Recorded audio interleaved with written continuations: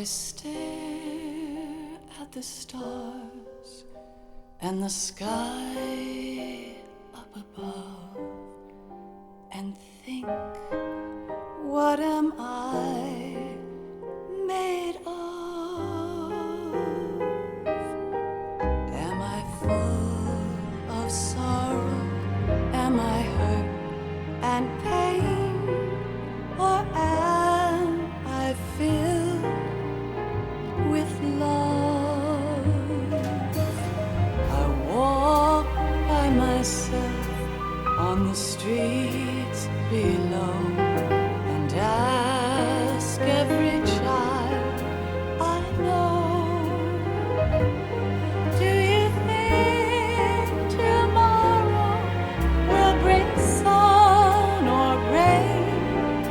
Which one of these will show? I can't say goodbye to yesterday, my friend. I keep holding on till the end.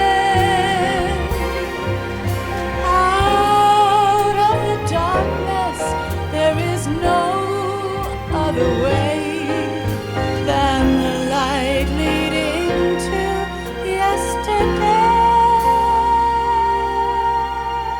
It's there that I'll find inner peace, not war, and dreams that I let slip away. I'll find the joyfulness I'm looking for way back in yesterday.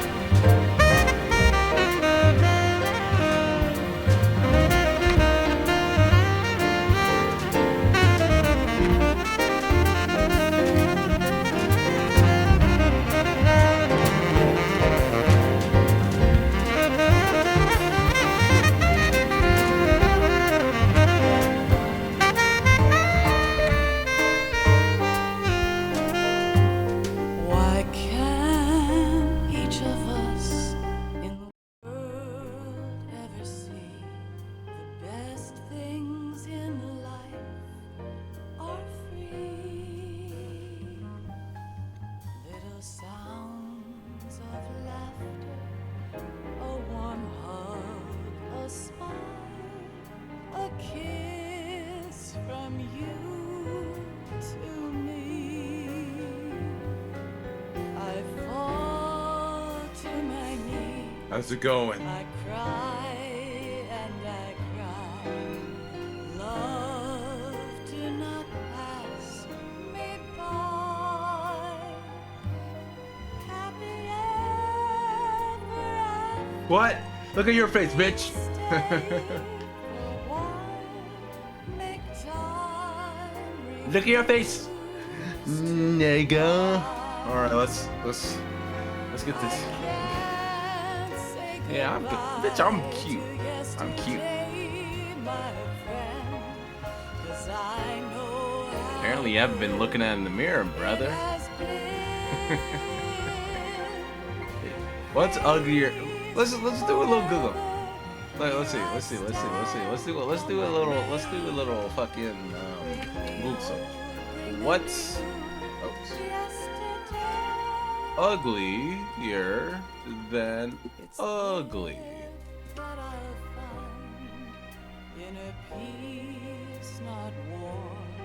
All these definitions ain't you. Let's look. Grotesque, that's pretty good. Hideous, horrid, imported partridge. I'm looking for way back Oh, in abominable. That's pretty good. yesterday. Disgusting. All right. Distressing. Damn. Grody. Yeah, that's my favorite word. Grody. Unpleasant. Yeah, you are unpleasant to look at. Repulsive? She Negro? On repulsive indeed. Uh, gruesome. What? Grungy. Grungy. Grungy. Grungy. Grungy. Grungy. Grungy. Grungy. One more time. Grungy. Grungy. Grungy. Revolting. Ooh, damn. Revolting. Revolting. Revolting. Revolting. Repugnant. Repugnant. Repugnant. My apologies. Apologies. Ooh. How do you say this? Odious. Odious. Ah, damn. You odious. Well, man, my vocabulary is increasing each day. Pain in the neck. Let me. Oh, we can't even hear it. Nuisance? Yeah, you're right. Drip. Drip.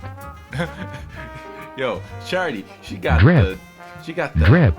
She got the drip. Excuse me. Now that was Odious. that was odious. Any Hoosers, let's get this party started. Oh my god, why it's not working? Lord, give me one more chance. How's it going, Chris? You know what's funny though? Chris, I forget, you got a nice smile. So I was on, so I had to replace my bike, so I bought me a bike, right? And I was like, oh, friends recommended to me. Since I have no friends on Facebook, I would like to keep it that way.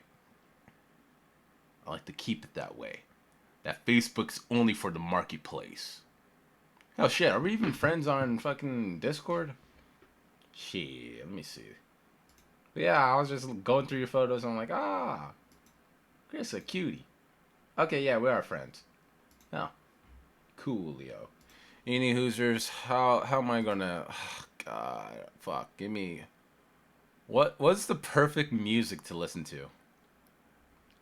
Nope, don't you dare add me. I'll deny it. Or hell, I don't even know the next time I'm gonna log in on Facebook. I don't plan on using it. Shit, what are we gonna listen to?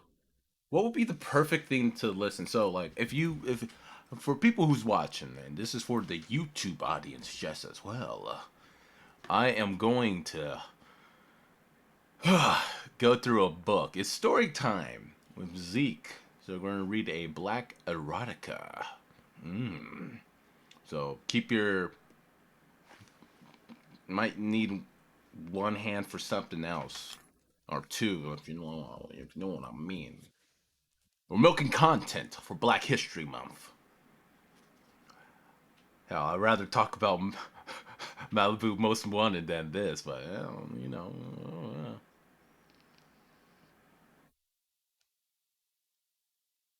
Oh, dude. Okay, yeah, because I'm pretty. Oh wait, no, don't tell me I'm out. Okay, I need it. I need this for the fucking video. Holy shit. Yeah, but now, man, I don't even know. Hell, like Steve knows how to have an Instagram, and he hasn't added me, and I'm not gonna add him either. Sliding DMs, too afraid to show his face, but I'm pretty sure he sent some dick pics before.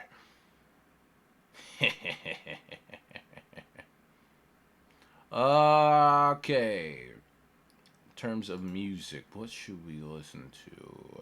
Fuck it. Something non-copyrighted. All right, yeah. I mean, it's gonna be a longer. It's gonna be a long 2 hours. So here we go. This is Black Black Future, Book 1, the only book, written written by Whitney Ryan. I'm not even gonna read this shit. But actually, yeah, fuck it. We'll put it here. Actually, give me a sec. Wait, can I just go like boom and Alt P? No, I can't. All right, give me a sec. Oh, this is perfect. Hell, I'm pretty sure I can just do that. Alright, fuck it. Alright, y'all ready? Oh shit. Y'all ready? I'm ready. Alright. Ready. Oh, what? Oh, fuck you. Alright, fuck it. We'll just right click it. Come on. There we go. Going little by little. Ready, set, go. Published in the United States of America, this book is a work of fiction. While reference might be made to actual historical events or existing You're locations, lying. the names, characters, places, I and know you're not incidents lying. are either the product of the author's imagination or used Hell, fictitiously, I read you the expert. and any resemblance to actual persons, living or No, dead, that's not what business it is, though. establishments, I read you a events, or piece. locales is entirely coincidental. Publisher's note, this Oh my book God, I am contains out. vivid descriptions of sexuality. Fuck, I'm out. Damn it, I'm out. I need this for this fucking thing. Alright, Black Future, Book 1 by Whitney Ryan. Alright, here we go. Keep scrolling.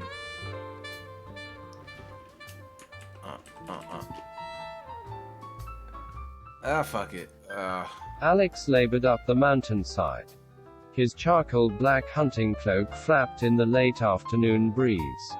His eyes were two slits, glaring beneath the shadow of his hood. What? No, I went to bed.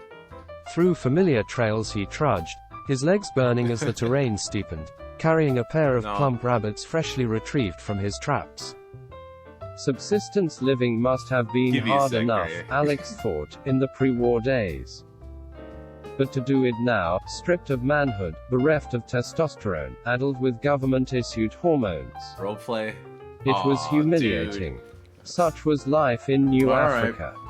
Alex arrived at his log cabin, tucked Alright. away at the edge of a small village. It overlooked a panorama of peaks, a Wait, who's stretch the- of glorious mountainous terrain which, only 10 years prior, had been part of the state of Georgia. Those days seemed like a half-remembered dream. Alright, Hazy, fuck it. idealized, I'll do unreal. Alex Again, stopped practice at the my reading. doorway and looked back over the winding trails he'd climbed, over the mountains of his youth. It was a beautiful day. The late summer's air was warm and filled with golden sunshine. Broad-tailed hawks lazily patrolled the sky. Alex hated beautiful days, they What? tempted him into the seductive trap of hope. And ever since the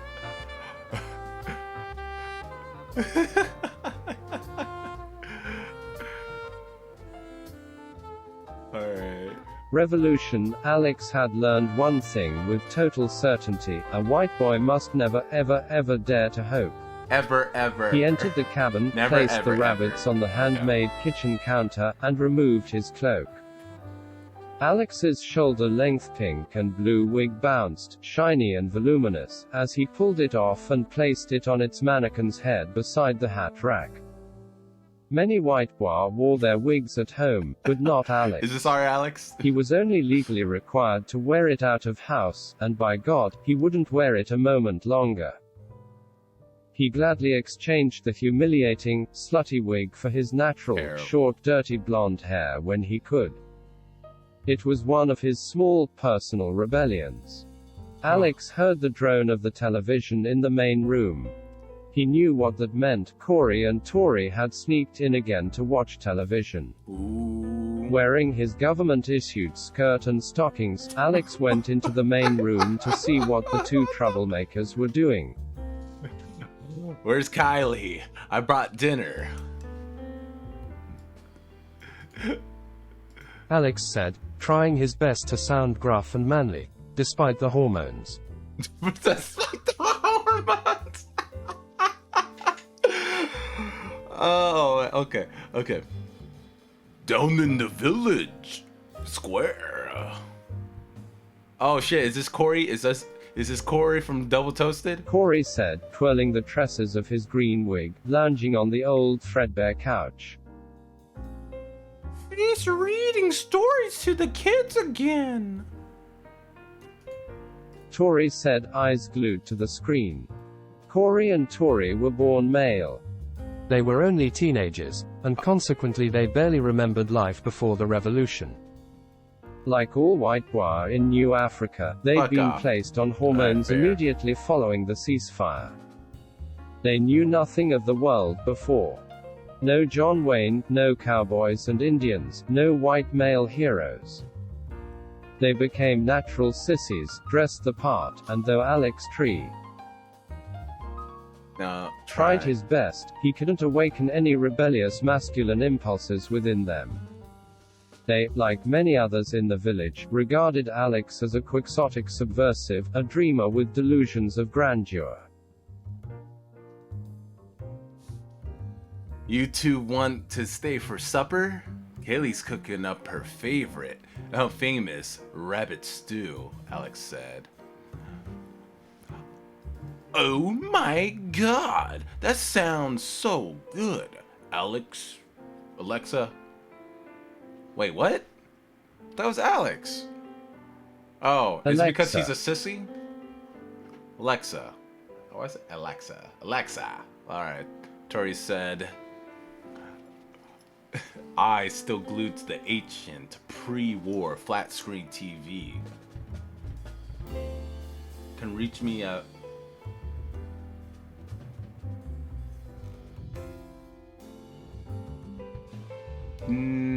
I'm good.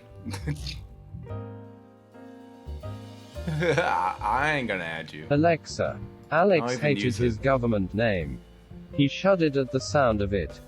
But by now, he was far past correcting other white bois when they used it. It was the sort of trivial humiliation that chipped away Double his toast. soul. I'm sorry, I'm a little tired.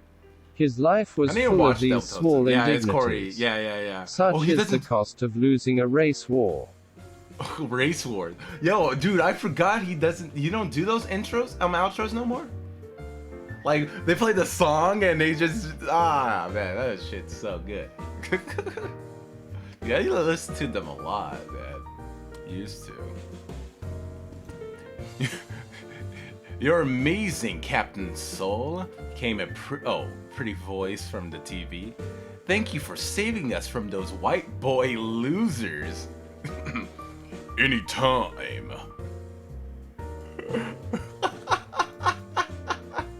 Came a deep African baritone. And now, I think there's something y'all bitches need to do for me.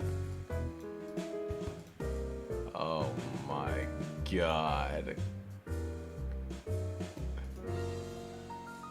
Alex looked up at the TV to see a black man on the screen, rippling, muscle-bound, hulking, with a powerful and heroic jaw, surrounded by two scantily clad blonde women. They wore sci-fi clothing in a futuristic setting. Two white bois in neon sissy wigs were hanging from a light post behind them, lifeless and lynched by the brave ebony hero. Wait, how did he say white boys? Well, yeah, like, I only catch like one or two of their streams, but that was like around the time I was studying. White bois. A white bois. Alright, when they say white bois, they mean white boys. Fun fact. What the fuck are you two watching? Alex said. Captain Soul Patrol, Tori said. Everyone loves Captain Soul Patrol.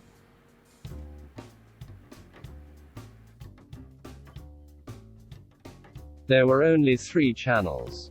All state-run. All full of outright propaganda or, worse, pulp action shows like Captain Soul Patrol. Alex hated when the village teens came over and watched the filth. It all was written, produced, and transmitted from Atlanta, the capital of New Africa. Wait, I have to know. Atlanta. Like Atlanta, Georgia. Atlanta, Africa. I mean, I know it's... Oh, wait, alright. Oh, wait, is it... They said new capital, right? New Africa. The capital. Capital of Africa.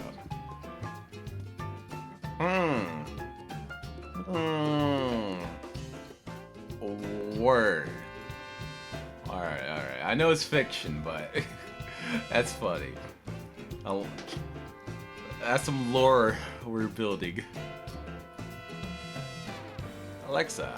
Alright, cool. Hey Alexa, Corey said, is it true there were like hundreds of channels before the war?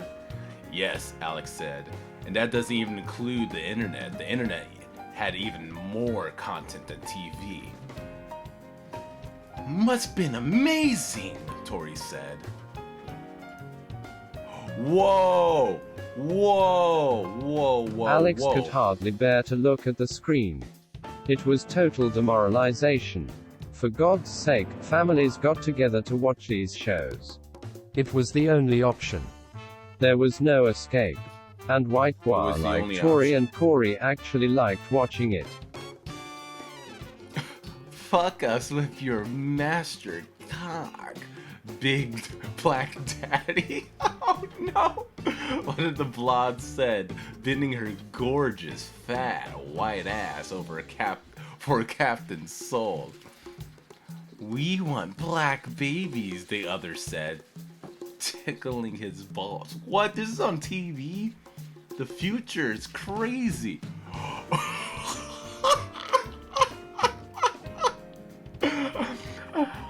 I'ma fit the nut up in them guts, Captain Soul said, wielding his 14-inch glistening cock. Get them white wombs ready. Y'all about to get them knocked up.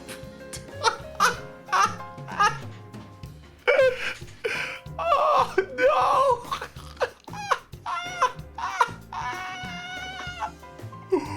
Oh no! The screen was 2 decades old, from the 2020s.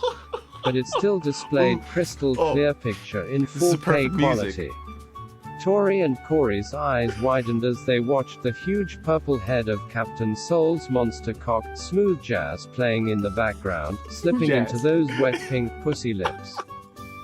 The camera showed every detail, with masterful primetime production quality, as the white women's faces wreathed in bliss.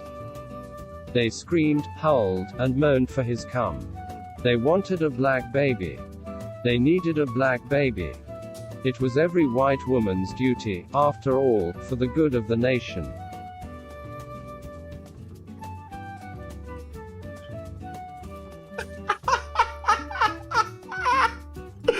Oh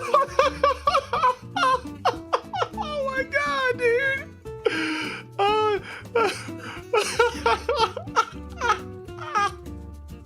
This is what I'm going to think of your favorite Sonic game. Oh, holy shit. They wanted a black baby. They needed a black baby. Oh shit, that's so good. Oh my god. Oh fuck. That's a tight ass white pussy. Captain Soul cried, his wide African nostril flaring with passion. Oh my god. Alex couldn't believe it had come to this. White Bois was so desperate to catch a glimpse of a real biological white woman, they'd tune in to watch a black hero save the day, defeat the evil White Bois, and impregnate their women. It stood to reason, most White Bois hadn't laid eyes on a white woman in the flesh since the war. Jesus Christ. Enough of this, Alex said. You two go tell Kaylee.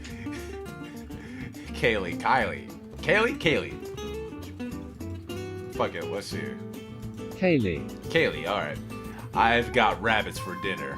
Fine, whatever, Tori said, standing up, checking his sissy makeup in his compact mirror.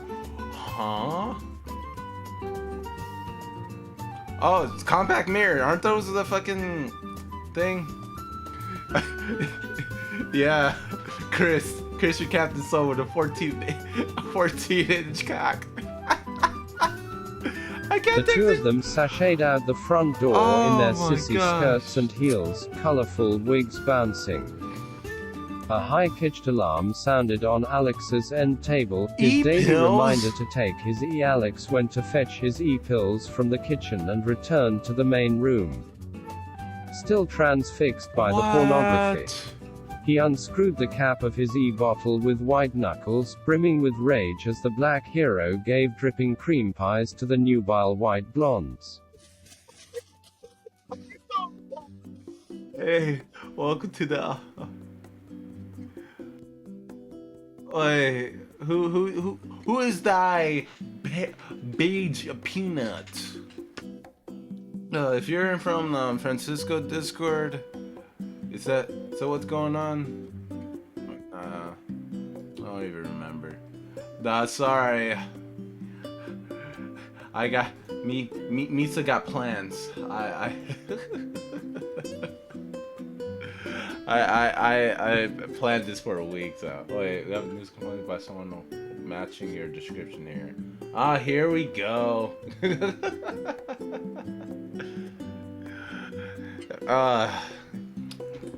I mean, my neighbor should have my phone number. It is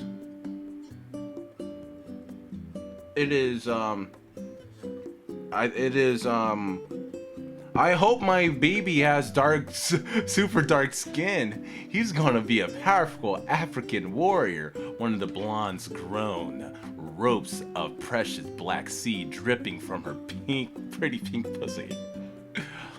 Alright, here we go. I won't comply. Oh shit! Yo, it's a true main character, Jamal. I'm naming mine Jamal. He's gonna fight in the new African army, the other groaned. I'm sorry, man. I can't comply. I have a wife and a kid, man. Well, okay, the kid's dead, but I have a wife, man. That means I have a family. Please. Please. I'll comply. As the camera zoomed in on the beautiful black cock, shimmering with the blonde's frothy pussy cream, its head dripping master seed, Alex turned the channel. The rage had overwhelmed him again. The all-consuming furnace of envy and impotent anger burned in the pit of his stomach. Okay, where do I go? I understand. I understand what must be done. Oh man, I understand what must be done. I apologize. I apologize. I will come. Well, not come, but yeah, whatever. This fucking book. Oh my gosh. Those blondes looked just like Kaylee, he thought. It terrified and disgusted him. The one pure thing in his life, the oasis in a sea of cruel domination, would never been subjected to this filth. They'd never find her. Sweet Kaylee, meek and mild and undefiled, would remain blissfully ignorant, contented with the simple life in the mountain village. Alex may not be able to marry her, but he could cling to his last tenuous thread of his manhood. He could protect her.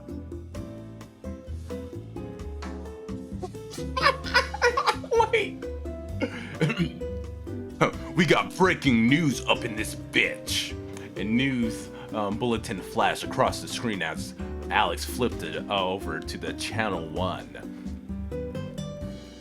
Oh my god.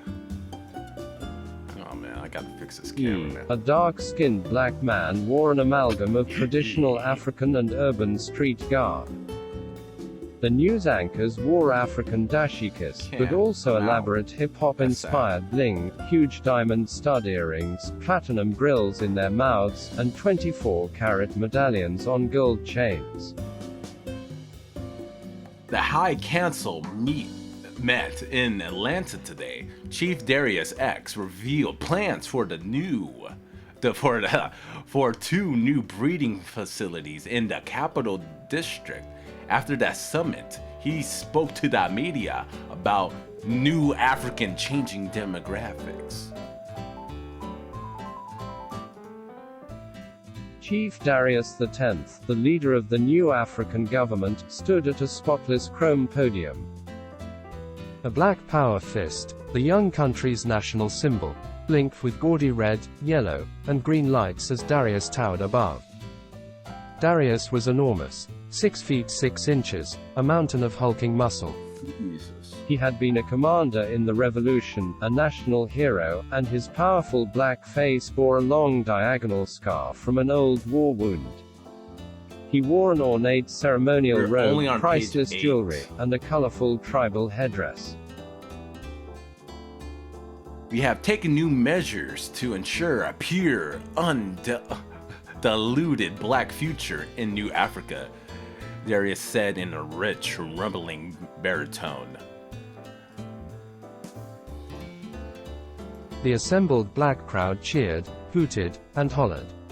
Their voices were filled with rage and triumph. Our darkest here strains are, at this very moment, breeding the white female cattle in our facilities, and those offsprings, when they come of age, will in turn be given to the Perstains again. And again, and again, I say, brothers, until there's no trace of white genetics in this sacred land. For the people or women who love this, like, very Wakanda, that type of vibe, oh, I feel it. Oh man, I The think crowd the cheered first in chapter. rapture.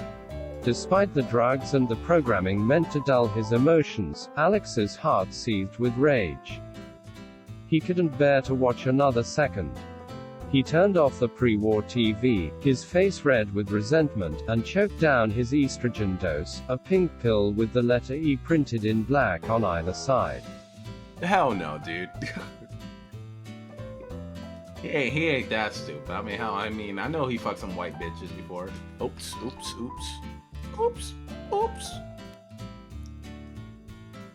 Wait, I didn't pay attention.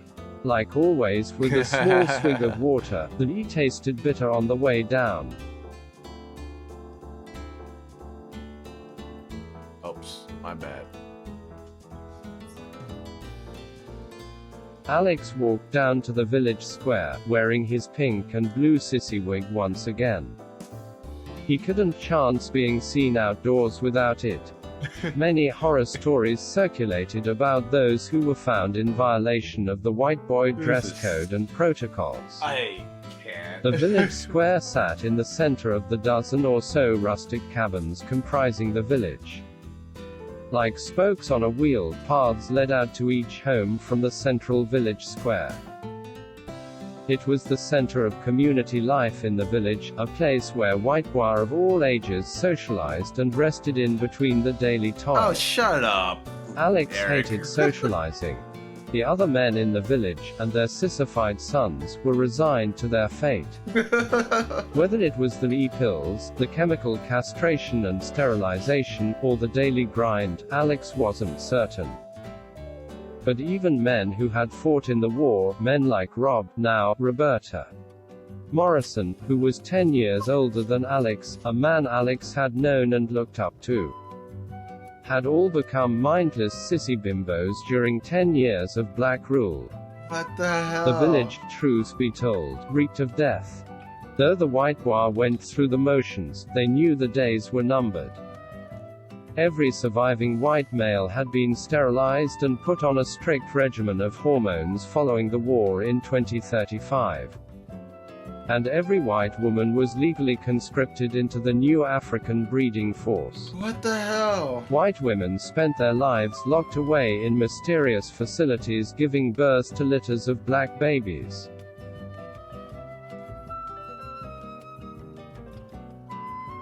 I mean, okay.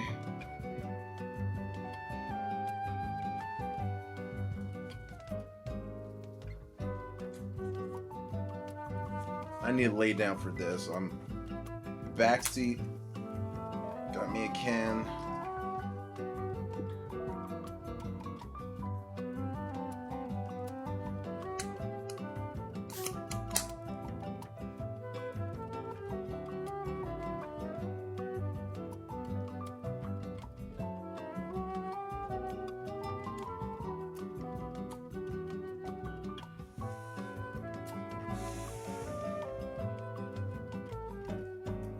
Let me compose myself real quick.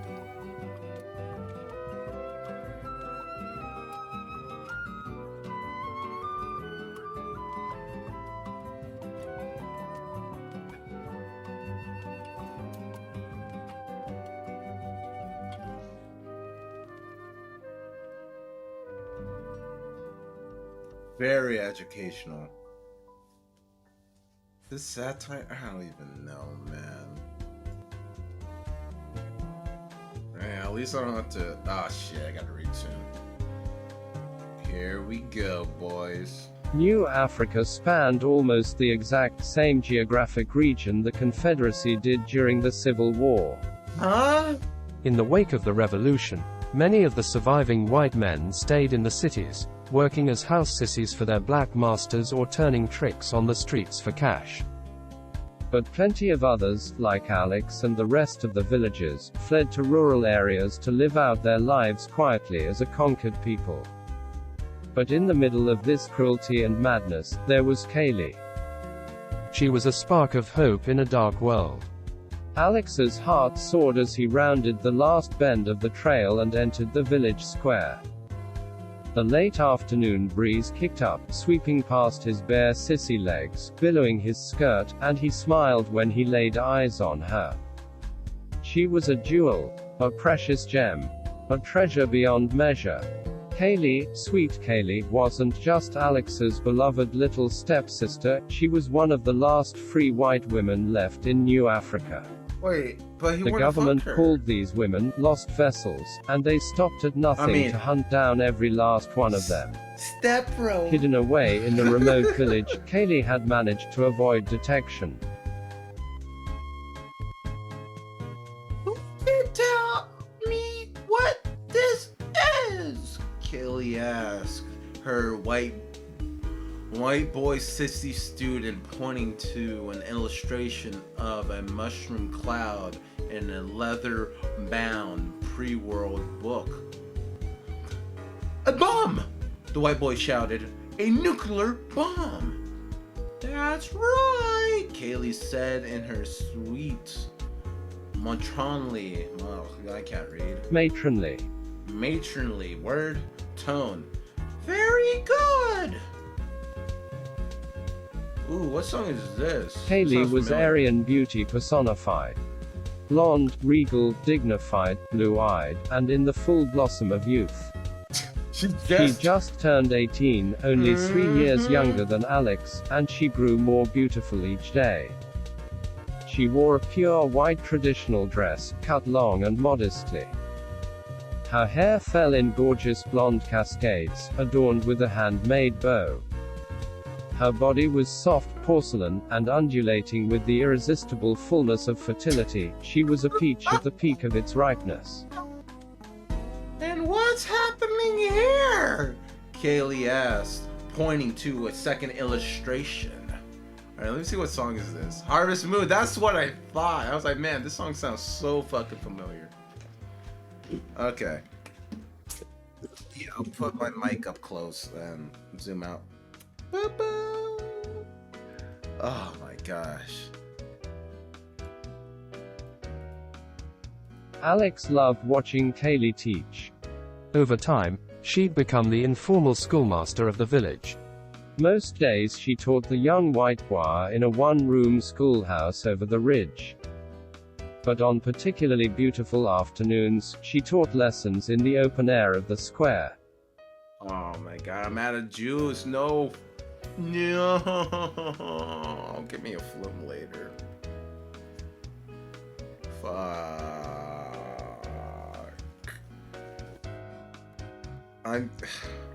I might just do that. Shit. Go to the corner store real quick. Alright, once we get at a certain point, like, let's say like 30 minutes from now, because how far are we into the move list? Oh yeah, like 30 minutes. Okay. We're making decent progress. That's when the EMP detonated. A precarious white boy shouted, pointing at the dramatic illustration. Excellent, Kaylee said.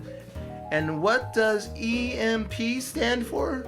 Electromagnetic pulse, the young white boy said in unison. Every white boy knew the story. The ones who were old enough to remember it, the poor souls who lived through it, like Alex and Kaylee, couldn't shake the chain of events from their minds. As Kaylee retold the story to her students, Alex looked out upon the mountains, and the grisly images flooded back into his brain. And what does an EMP, there we go, do? Kaylee asked her students. Does anyone know? It messes up all the computers. And white boy in a peach color sissy wig said, sitting Indian style on the ground. What? Why add that detail? This black education. No, this is about war, son. It's much more than that, son. Alex remembered it all. The drones with their rattling chain guns. The explosions. The howling jets overhead. The tanks crushing the ground beneath their treads. The sporadic power outages. The alarms sounding, the emergency signal on the television set, the foreign troops invading, city block by city block. But of all the images seared into memory, Alex remembered the panic on his father and stepmother's faces most clearly. Alex's dad and Kaylee's mom were divorcees, and they had recently married when the tactical nukes fell and the EMP detonated, ushering in the beginning of the revolution of 2035. Little Alex was 11, and his little stepsister Kaylee was 7 at the time. The horrors they witnessed were unspeakable, and the trauma forged a deep bond between them. Fine. And who launched the bombs? Who sent the airplanes and soldiers to the U.S.? Kaylee asked. China number one. A clever 12-year-old white boy, named Christopher, now legally Chrissy, said. The Chinese and their allies wanted to destroy the United States, so they set off nukes in a whole bunch of cities. Correct, Kaylee said, a hint of grief in her voice. And anybody know which ones? This is going to be on next week's quiz, so just so you know. At first, it was New York.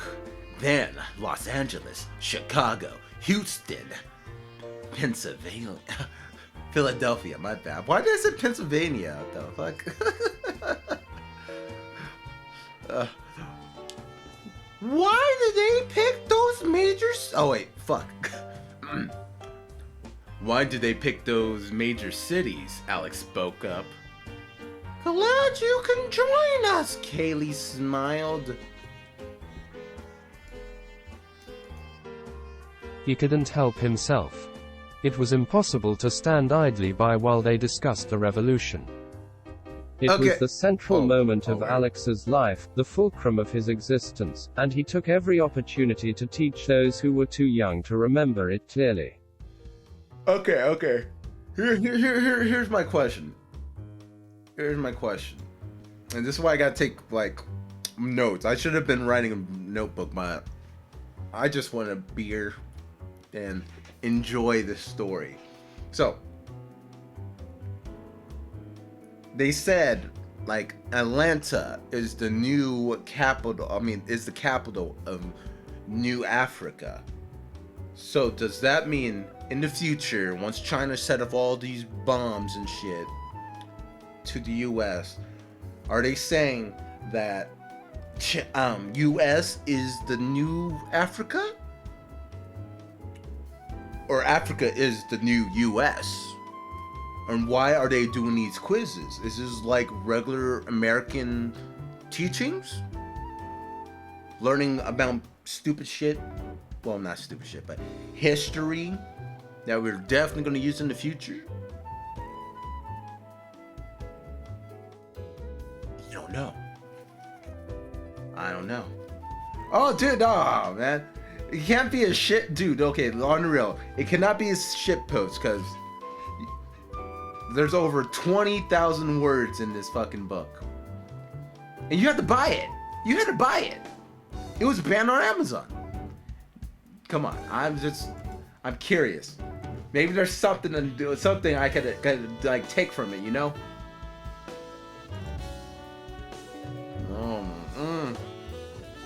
Oh, it's so good. I like this book. But Oprah, I can shut up.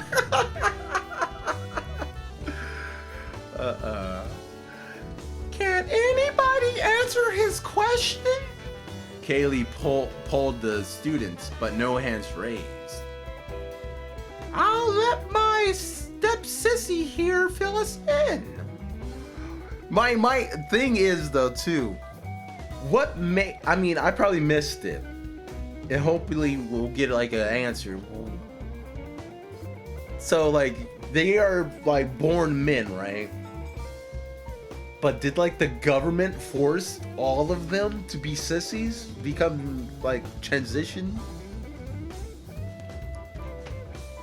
I don't know. They chose these major cities because they knew it would unleash radical tension, Alex said, stepping forth and taking a seat on the bench next to Kaylee.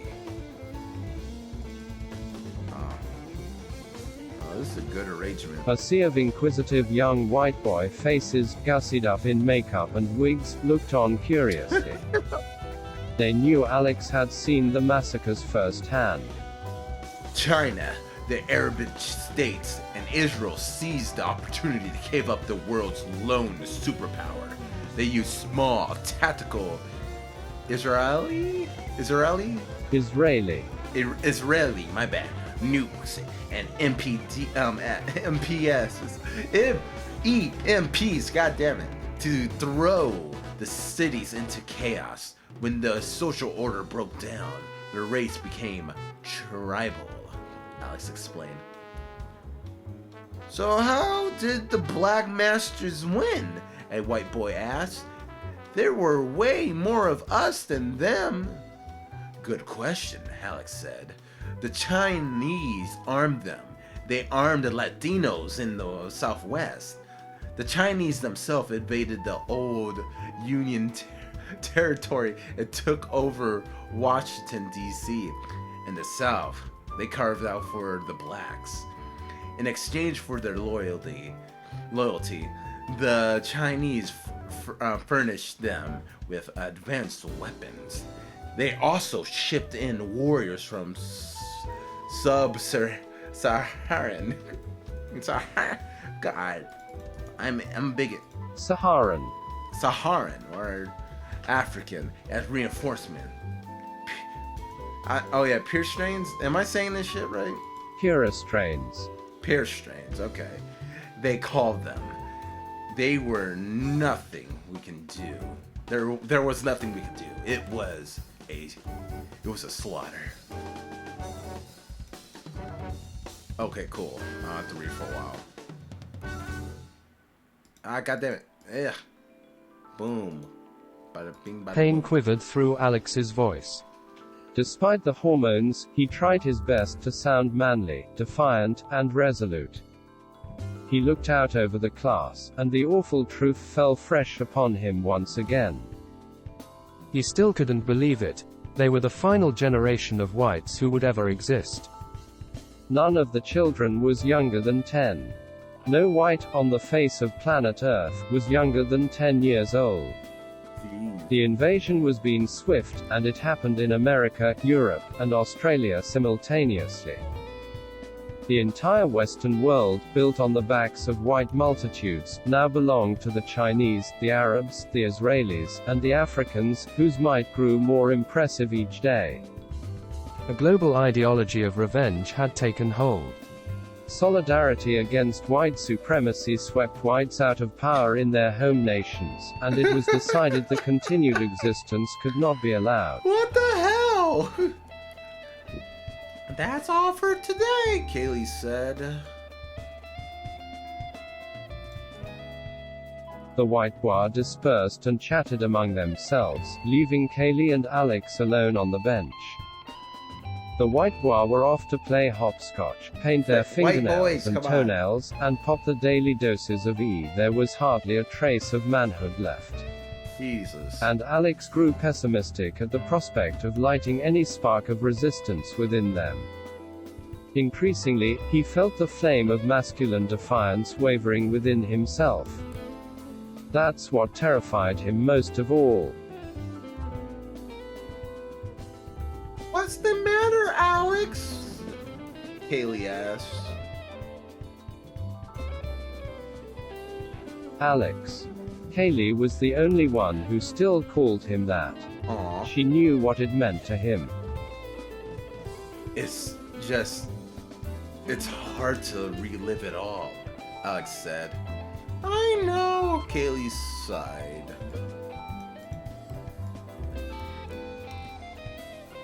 Kaylee put her arm around Alex's shoulder with step-sisterly empathy and love. Or was it more than that? Alex was never certain. Their relationship was unfathomable, with deep, tangled roots. In an absurd and sadistic world, their connection remained the one constant. There were so many shades to their relationship: familial love, subtle flirtation, friendship, loyalty, and a desperate codependence. Alex didn't dare unpack it all. The heaviness of their feelings lingered in the air between them, coloring their every interaction. Do you still think about the revolution? Alex asked. Sometimes, Kaylee said. I need to find a better way to highlight The subject was a raw nerve. The two of them navigated carefully around it. I always wondered what happened to her. Oh wait, fuck. I always wondered what happened to her, Kaylee said. Your mother? Yes. Kaylee's blue eyes stared out over the mountain, lost in haunted memory. She got up from the bench and walked lazily up her favorite path. Alex joined her, walking over a small wooden footbridge above a spring-fed creek. They glimpsed their reflections in the babbling water. Her birthday just passed, you know that? If she's still out there, she just turned 39 years old, Kaylee said. Really? Alex did the quick math in his head. I guess you're right. It's the worst feeling, Kaylee said. Her nautic face resembled a mourning angel's. A part of me hopes she didn't make it. I want to think she resisted, just like your father did. Alex said nothing. He knew the truth, but he didn't want to unload it on Kaylee. Many times he'd resolved to tell her, but when the time came his words failed him. Her mother's betrayal was too enormous to fathom. And, like Alex's complicated feelings for his stepsister, the secret lingered in the ether, unspeakable. Do you remember about that night? Kaylee asked. We've been through this, Alex said. I just want to hear it one more time. Try to concentrate. Maybe there's something I'm missing. Some detail I haven't. I told you, Alex said. You were asleep. My dad and your mom, they were arguing in the living room. Something about her leaving. We never saw her again. I was only 11. It was way over my head. That much was true. They were arguing. But what Kaylee didn't know What Alex decided she must never know is that her mother, Kate, had been a collaborator with the Black Revolutionaries. Ooh! She left Alex's father to join the Multicultural Liberation Force. There were many white women who did it. Historians speculated that were it not for a huge percentage of white women siding with the black conquerors, the revolution would have failed. The awful truth was that Kaylee's mother had chosen the violent black revolutionaries over her own flesh and blood. Something about that black dick, son.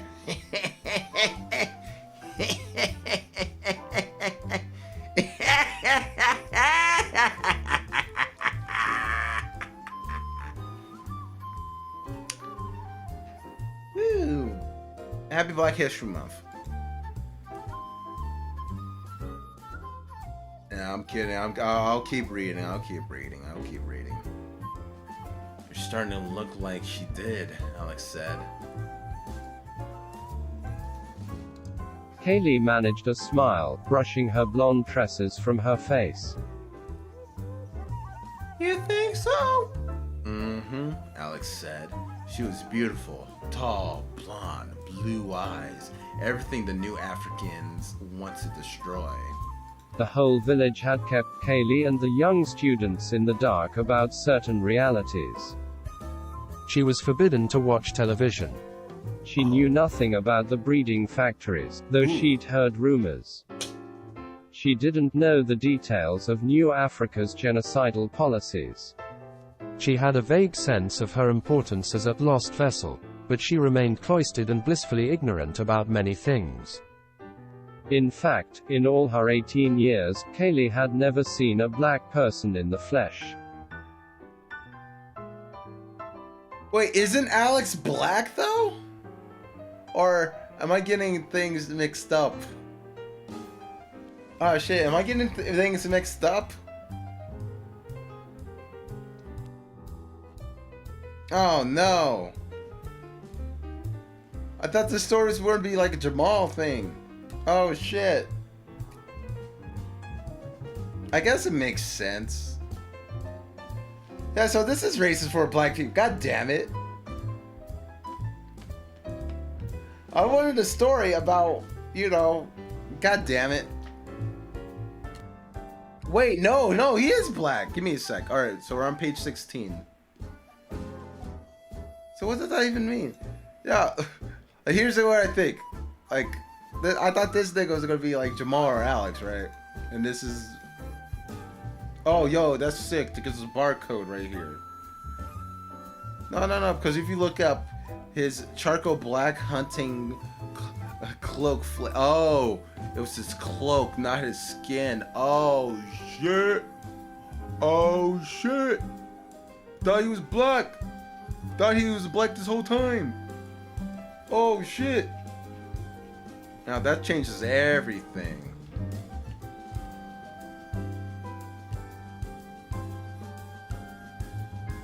Okay, where were we at? We're on 16, the whole village, blah. In fact, her 18 years, I've never seen a black person in the flesh. Alright. What would they do to me if they found me, Alex? Kaylee asked. They won't find you, Alex said. But if they did, they won't. Trust me.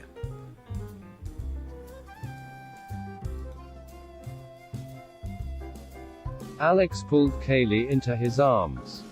He held her on the footbridge. He pulled her in, close and tight and comforting. My foot's He asleep. almost, for a fleeting moment, felt like a real man. Not a sissy, not a white boy, a sterilized slave, but a protector.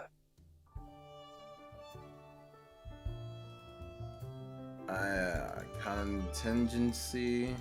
I think that's the word, contingency. Contingency. There we go. There's always a contingency, Alex said.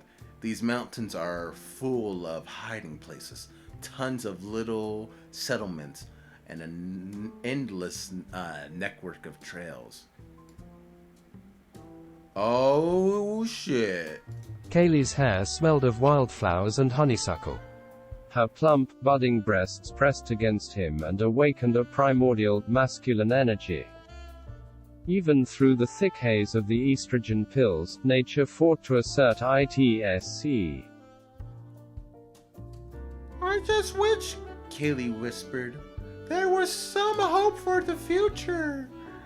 Alex. Alex. Something to look forward to, something more than hiding in fear. I know, Alex said, holding her sweet head to his chest.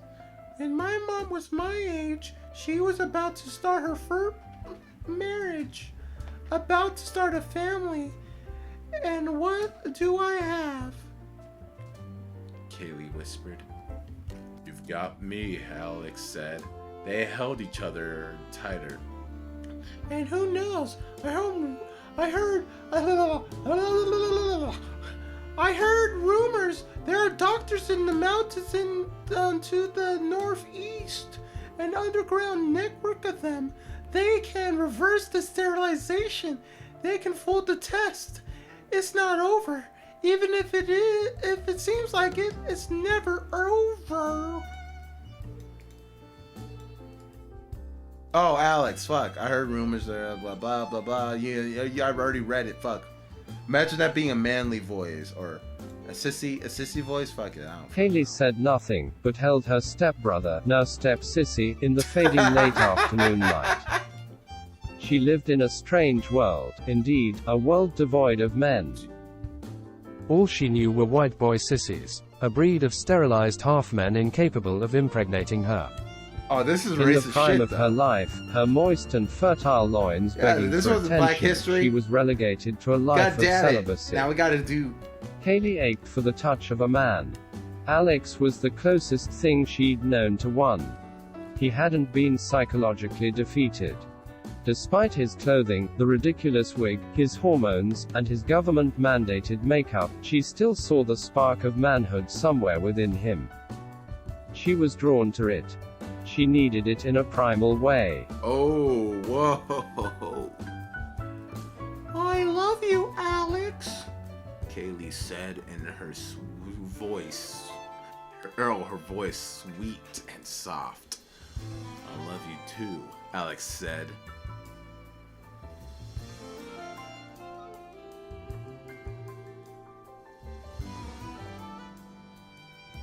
The step-siblings hugged in the silence of nature, sharing a foolish dream.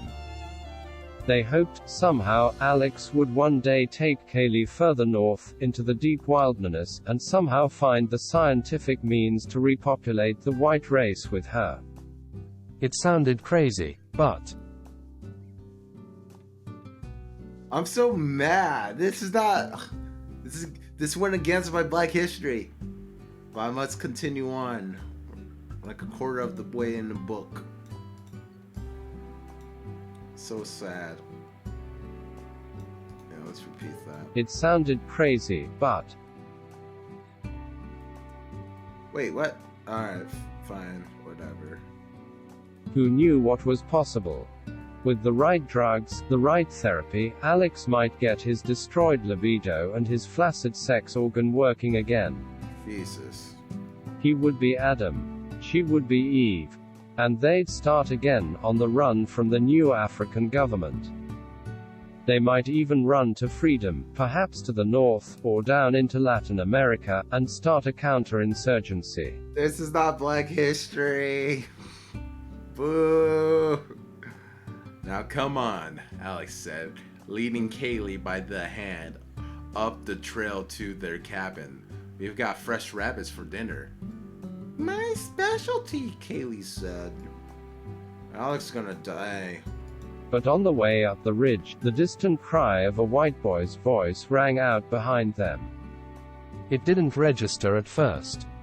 Alex kept walking, but Kaylee stopped him. They're coming, came the frantic teen's cry. Inspectors, inspectors. Kaylee eyes widened. I'm fucking finishing. Kaylee eyes widened in shock and panic, and the boy's voice rang through the trails, warning the other villagers. They're coming in trucks! They're almost here! Wait in here, Alex told Kaylee, shoving her in the closet. Wait! Let me go down the cave instead. I always hide there. Kaylee said. No time, Alex said.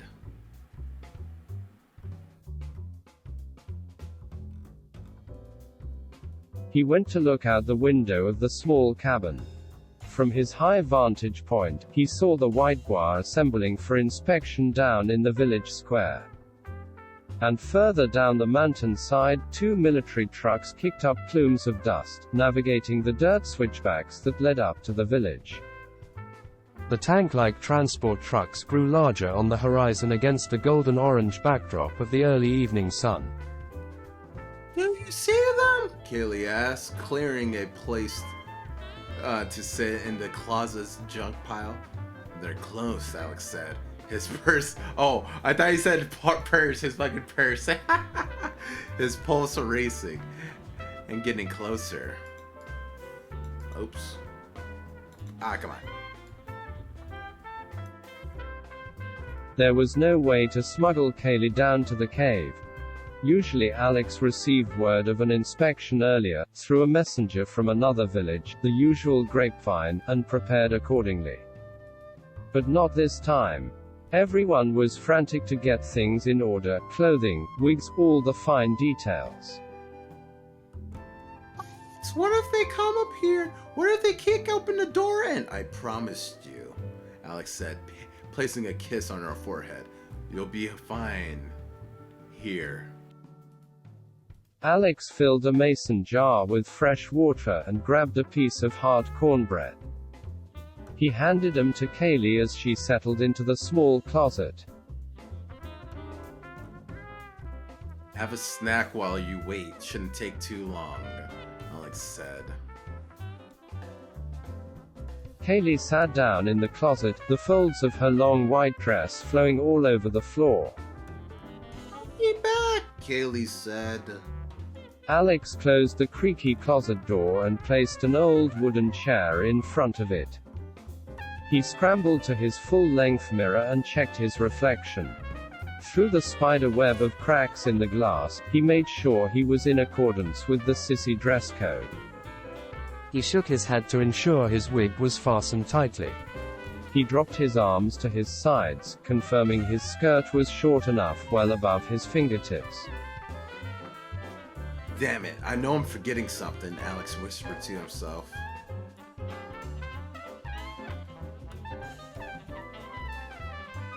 But the hum of the patrol truck's engines rumbled through his body. They were over the ridge. No more time. Alex flew out the cabin door, slammed it behind him, and dashed down the trail as fast as he could.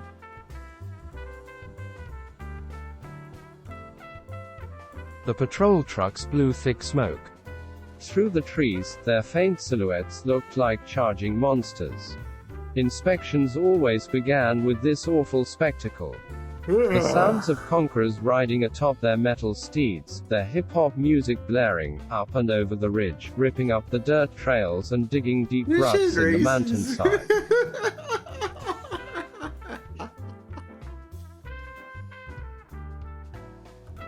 Where's Alexa? Simon now. Simone. Very, very clever. Douglas asked. I think Alexa's hiding her. Danny, now Daisy Miller, said.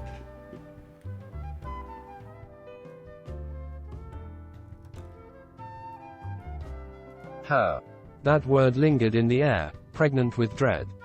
Every white boy in the village was complicit in hiding Kaylee. Some resented it. Some had wanted to turn her in, to cast her out into the wilderness, for fear of the punishment that awaited them for harboring a lost vessel. But Alex had convinced them, he would take full responsibility for her. He alone would act as her protector.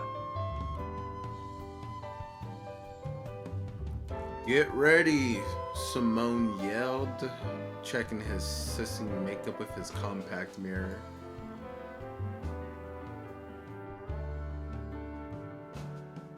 fuck it. All the way over here. Yeah. The white bois, old and young alike, formed one long line in the center of the village square. The sun set over the mountains on the horizon. A fiery orange light engulfed them. Their white faces were frozen in terror. Inspections usually came once every 2 or 3 months, but they'd become more frequent since Chief Darius X had taken power in Atlanta. His regime was brutal, uncompromising, and bent on wiping out the white remnant. The new Africans had secured the support of the Chinese by promising they wouldn't commit a genocide. It wouldn't be violent. Whites wouldn't be exterminated. It would be a long, slow process of eugenics, the sterilization of white men and the repeated breeding of their women. But under Darius X's reign, the line began to blur.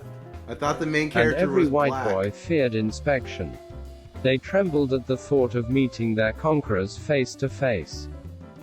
Here they come, a teenage white boy alerted. At the edge of the clearing, the massive patrol trucks ground to a halt. Smoke and dust billowed above them. It's very quiet, the trucks too. were matte black, with the new African flag painted in red, green, and yellow on the sides. They were state-of-the-art, easily shredding through forests and mountainous terrain. The other bad words were coming. It had long been suspected that the Israelis and the Chinese had provided the blacks with military tech, but nobody was sure. So, like, if you didn't know, I am reading Black Future for Black History Month. Yay, right? Yeah. Woo, woo, woo, woo, woo, woo, woo. It's a erotica. Yeah. I didn't know it was going to go this way. It's my fault. I should have read at least a little bit beforehand before doing the stream of this. Because I'm like, wait, the black guy, the main character's not even black. And now there's genocide? Oh shit. Africa made Where's my beer? New Africa's capital is Atlanta. I wonder what that means, huh? Like a little stereotype word?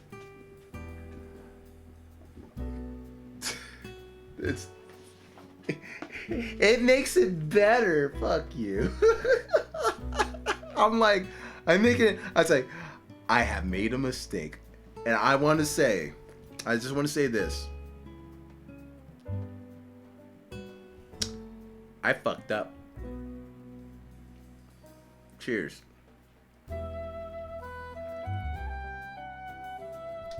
Oh, this is a perfect song to go with this.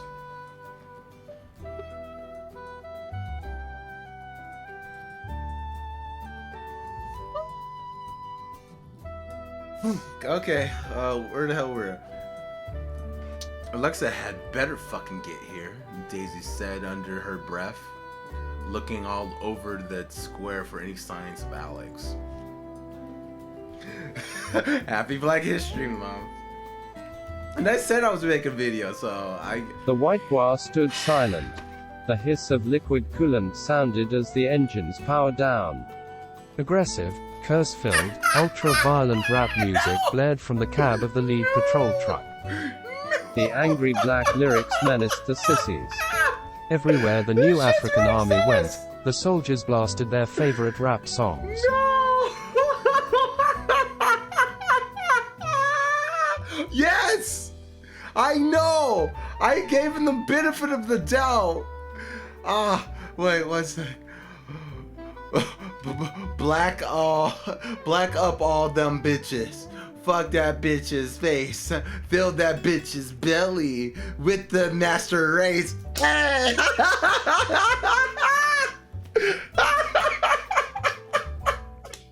fucking dying, dude.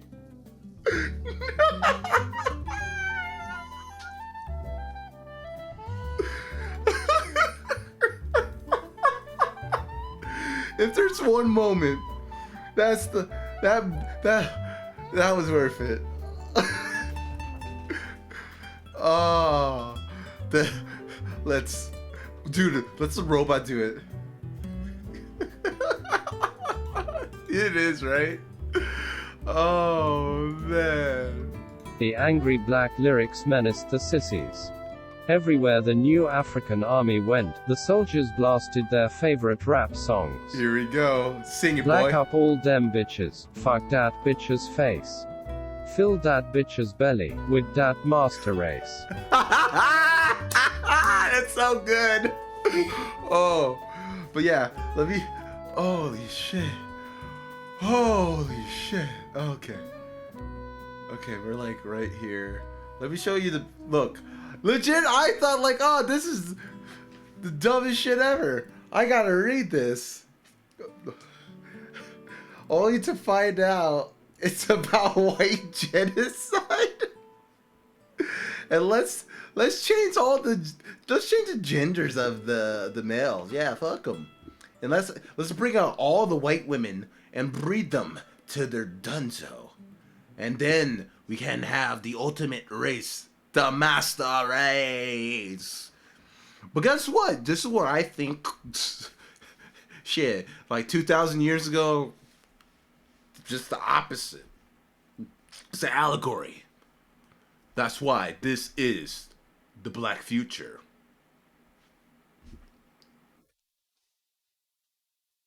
God, I need me a smoke. Holy shit. I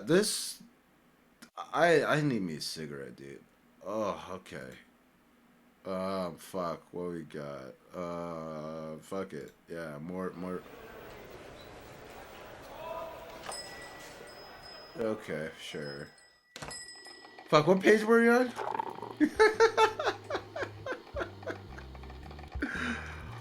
Yeah, I'm saving this. Oh, man. Oh, man, we're making good progress. Where are we? Okay, there we are. Did I zoom out? There we go. Oh, man. Is it too loud? No, it's perfect. The lyrics and thumping beat rattled through the Georgia pines as the inspector and his guards disembarked from the patrol trucks. One of the guards brought along a fearsome dog on a leash, a ferocious pit bull-derived breed by the looks of him. The dog sniffed the air and looked smugly over his snout at the white boy. And yes, they say the robot says white boys instead of white boys. Unless that's how you actually say it. I don't know. White boy. White boy. He brought guards? Daisy's voice quivered. My God, are those guard purse strings? They're dark, but they're not purse strings. They're light skins? Oh shit! Are they fucking light skins? Oh shit! If you've ever seen a purse stain in flesh, you know. Trust me, they're dark as fuck. I'm joking. That's the vibe I'm getting. Why the dog? Daisy asked. Sniffing for weapons and drugs, probably. Simone whispered again. Now stay still and be quiet.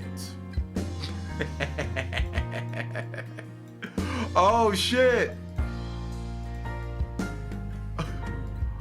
Oh, here we go. The person I thought was the main inspector emerged character. at the edge of the forest, along the perimeter of the village square. Oh my God. Two enormous guards flanked him, dark, black, hulking silhouettes. They were impossibly tall, each guard was nearly 7 feet tall, and in peak physical condition. Oh my God, this fucking sucks. They were shirtless, the dark skin covered in colorful neo-tribal war paint common among new African soldiers. They wore bandoliers around their rippling torsos, full of fresh rounds of ammo for the military-issued machine guns they carried. Line up, motherfuckers! Right the fuck now! Inspector Jamal grunted with authority. This is who I thought was the main character. I fucked up. Unless they're gonna make a twist like, oh, Jamal's white. But no, he's not.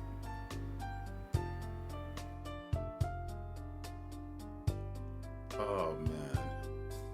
God. Inspector Jamal was way shorter than his henchman, but in his own way just as menacing. He was in his early 30s, a member of the generation who won the revolution. He walked and talked with the swagger of a seasoned revolutionary. He wore gaudy gold gangster chains, green military fatigues, jet black boots, and a black beret with the power fist design emblazoned atop it. Jamal walked in front of his guards with a swaggering pimp-roll. It was the way new Africans carried themselves, bold, brash, braggadocious. Oh, braggadocious. Jamal grinned as he approached the lineup of white sissies. His platinum and gold teeth twinkled in the waning daylight. Eyes forward, y'all bitches. I'm your motherfucking side, Jamal yelled. Holy shit.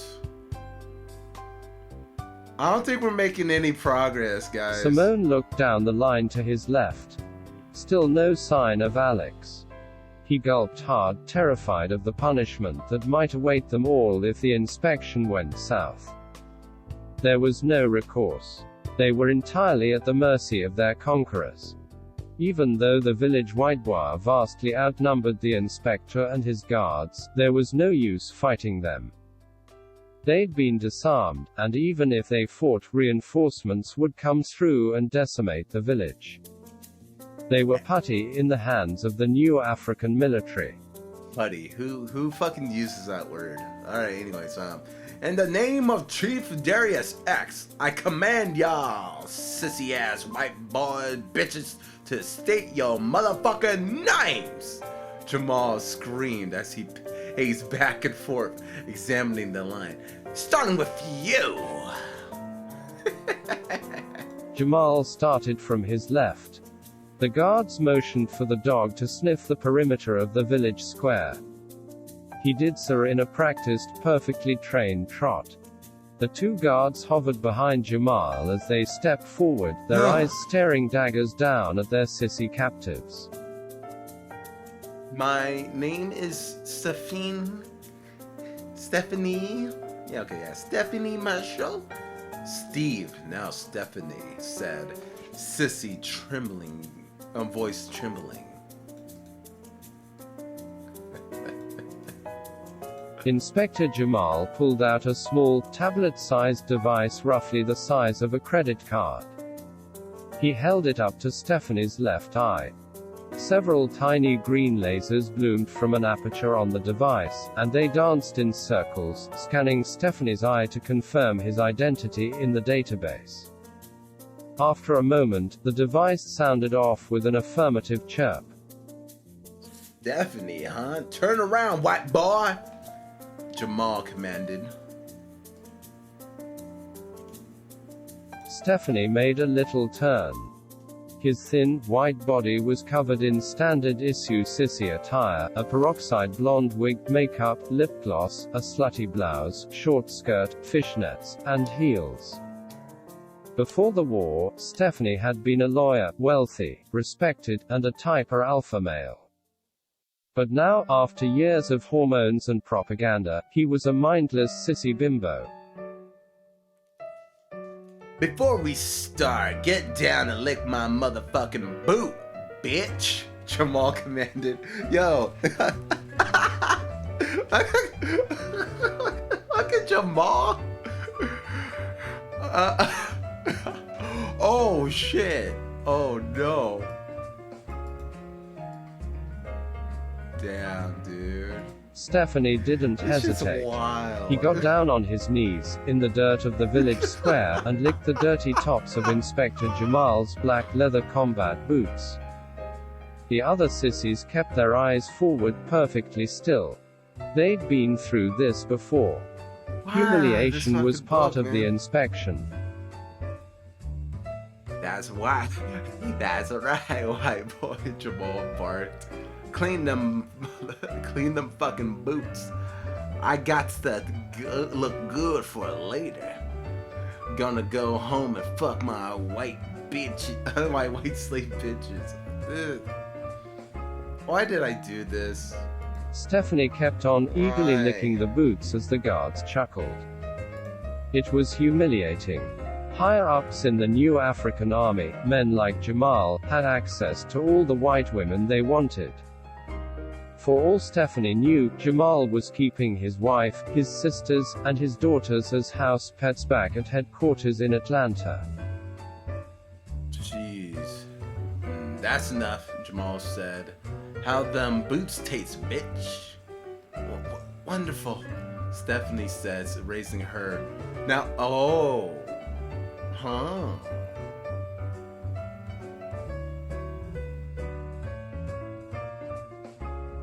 So they transitioned from he to she, then her to part. Okay. I gotta write that down. Notes, because I am making a video on this. But that's a good deadline though. Just like if I'm going to at least make one good YouTube video, I have my deadline as the end of this month. That'll be perfect. Raising her feet, a pain expression on her face. Pleasantries out of the way, Jamal began his inspection. First came the initial blood test, a pinprick on the finger. A drop of blood landed atop the tablet device, and within seconds Jamal confirmed the details. Stephanie had been taking her hormones regularly. Ooh. She was sterile and chemically castrated, and her sex drive had likely cratered with this level of E in her bloodstream. Perfect. As Jamal started the dress code inspection, there came a soft rustle in the bushes at the far end of the line, all the way down. I'm late. I'm late. Crouching the butch. And crashing the butch. I thought it was Jamal. Mattie Dobson, the sissy at the end of the line, last in the inspection order, turned to see Alex crouched behind the thick bush. What are you doing? Maddie asked. I had to hide Kaylee. Took longer than I thought, Alex said. Distract them and I'll jump in line. They'll never know I was late. Distract them? How? Maddie whispered, keeping his eyes forward. Do I have to do everything by myself? As Jamal and the guards moved down the line, Alex crawled backward into the woods and found a rock. It was the perfect size, he decided. Alex picked it up and slung it with all his might toward one of the patrol trucks. It whizzed through the air, but it overshot the target. Shit, Alex mumbled. One of the guards caught a glimpse of the stone in his periphery. He turned and did a double take, but decided it was nothing. Alex crept back down into the forest and found another rock. He was determined to sneak into the lineup unnoticed. Severe punishment awaited any sissy who was tardy for inspection. Alex, you can do it, he whispered to himself. He slung. Oh, fuck, alright.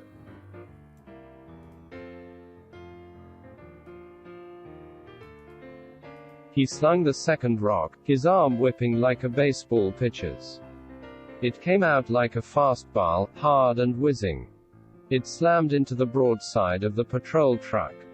An eardrum-piercing thud turned everyone's heads, including Jamal's, the guards, and the dogs. Alex sneaked deftly into the line, just ahead of Mattie, during the confusion. As the barking pit bull hybrid went crazy, growling at the patrol trucks. Jamal was not amused. What y'all sissy-ass cracker motherfuckers did that, he cried. The white boys said nothing. Their eyes locked forward in a moral terror. Jamal grabbed his machine gun from the guard's hand, pointed to the sky, and shot off a maybe not. Cacophony of rounds. Cacophony. The sissies trembled as bullets ripped through the air. If y'all pull another cute little stunt, I'm gonna waste all y'all motherfuckers. You got that? Jamal asked. The sissy nodded. You got that? Jamal said. Yes, they said in unison. Another storm of bullets cut through the sky. The gunfire tore through the air again. It was so loud, Kaylee heard it from the comfort of her closet, far up the mountain trail. She gasped in horror, certain the villagers were under attack. But she was paralyzed, she couldn't risk leaving her hiding spot, not even for Alex. Yes, who? Jamal corrected them. The machine gun barrel smoke. Yes, King, the sister cried out. The sissies, my bad. Yeah, I'll let him read that. There we go. They'd forgotten. Chief Darius X decreed, just weeks prior, that all black new Africans be referred to as kings, by the white boy serfs and the white breeding sows. Jamal was determined to enforce the policy. The sissies trembled. Their knees nearly knocked as they fought to maintain their solemn forward-facing pose. The gunfire had put a mortal scare into them. They knew how capricious and cruel new African soldiers could be. Villages had been slaughtered, entire white enclaves razed, for smaller infractions than throwing a stone. Accidentally stepping on a black king's pair of vintage Air Jordans was enough to invite a murderous wrath. Nice going, Matty whispered to Alex. Alex didn't care. Matty could go fuck himself. Protecting Kaylee was the ultimate priority.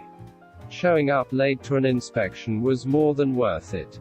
Their white boy lives meant nothing compared to Kaylee's fertile womb. The lost vessels must be protected at all costs. This shit's so...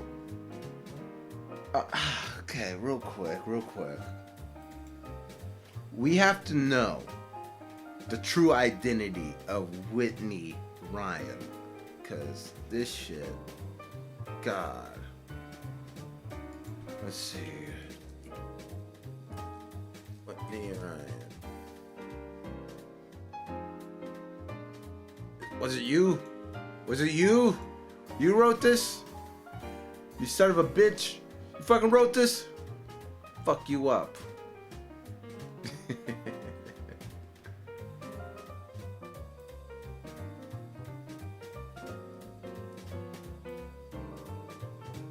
Yeah, this shit. Alright. Oh, you know what? Here. Whitney Ryan. Today, a stranger emailed me letting me know someone was spreading lies about me online. They linked to a Facebook post with my photo next to screenshots of a book by an author called Whitney Ryan, a book that, to put it mildly, is tasteless. I thought it would be best to ignore it, as it was so ludicrous, I didn't expect it would go anywhere. The original post now has thousands of shares and comments, and I've been informed there are threads in FB groups encouraging people to write negative reviews on my Facebook business page. A marketing business I've spent the last 6 years building. So now, I feel like I have to make some kind of statement about this ridiculousness. So, to be clear, I'm not the author of a series of racist erotica. A person by the same name has published these books and I have no connection. My photo has been shared without my permission, wrongly saying I'm the author.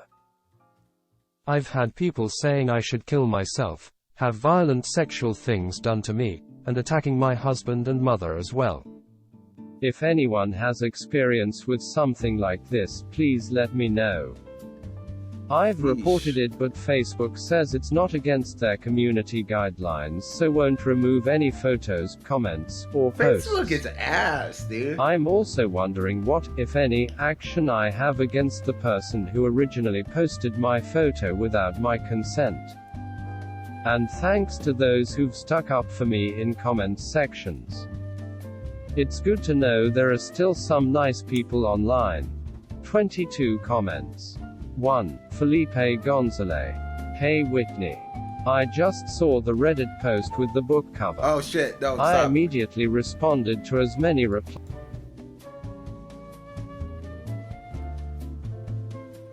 She did it! She did it! She did it! She did it! She did it! No, I'm kidding. But yeah, we won't truly know who the person is.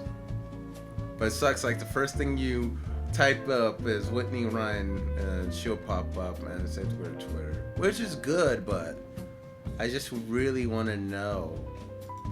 Just real quick before I go back to reading this fucking book. Just Chase? Break blues, there's a lot of different things from Dread, blah blah blah blah blah blah blah blah. Chase proposed to Whitney. Boo! I'm talking about Black, yeah, Future. So I did some research. Oh shit.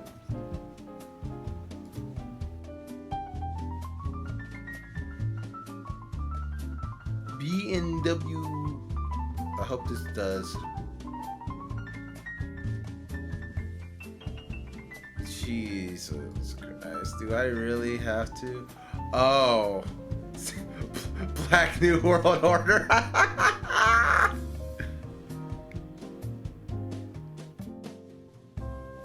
What the fuck? Sissy Sophie. Holy shit.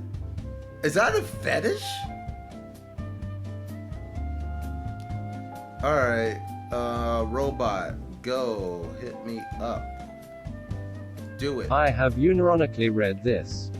Although I'm really into future-related sissy stuff and generally don't mind taboos, the book just came off as too much of a meme and as too aggressive and grim. Maybe I could have gotten into it if the main characters enjoyed it more. What? If you'd like to chat about future-related sissy stuff though, feel free to send me a message. I guess that's Also, if you're into this sort of thing, you might like a game. Okay, continue. I guess that is a kink. Yeah, no, because like their problem was the main character doesn't like being a sissy, but I guess Jesus Christ. A single white boy could repopulate the region, as long as the women were protected. But without the women, there was no hope at all. Nature's rule was ironclad. Sperm is cheap, eggs I'm are gonna precious. stop real soon. The sun descended. Like, Alex watched I thought it I could do it in disappear one day, between but two my- mountains to the west as Inspector Jamal examined the sissies. No. Their inspection 'Cause scores they were actually read wanted aloud, rated on just an obedience chill, you scale know. from 1 to 100. Like, I do want to 90 like and stream above, you were Strive safe. again in the future, Anything but like, below, that's and like you'd be taken to a another government time. facility for retraining and morale adjustment. So far, all of the sissies had passed inspection. Alexa Ling, step yo bitch ass forward. Jamal demanded as they finally reached him, second to last, at the end of the line. Alex said nothing. He stepped forth and consented to the blood test. You pass, but just barely, Jamal said, looking down at his tablet. You're on the borderline, not enough E in your system. We're gonna up that E dosage. Oh, what the fuck? Jamal made a few keystrokes on the tablet. Alex's profile was open. A mugshot image of him, in his pink and blue wig, stared back through the tablet's super sharp display. Beneath his photo were tables of stats, measurements, and a short list of biographical details. After going through the dress code check, Alex pulled up the front of his skirt for measuring. Alex wore a pair of white thong panties under his skirt, which he pulled to the side to reveal his little pink sissy clitty. It was locked in chastity, like all white bois, entirely useless. It was fitted with a government-issued cock cage. Hold still, Jamal said, snapping pictures of the tiny white clitty with his device. Oh my, Quick math divided by 3 or 36%. Fuck. Fucking 25. Okay. If I get to like 35.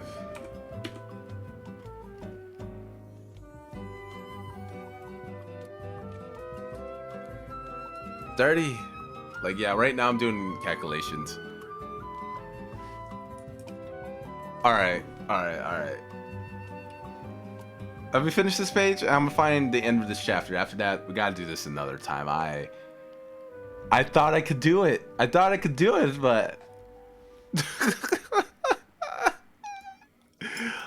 this book's wild.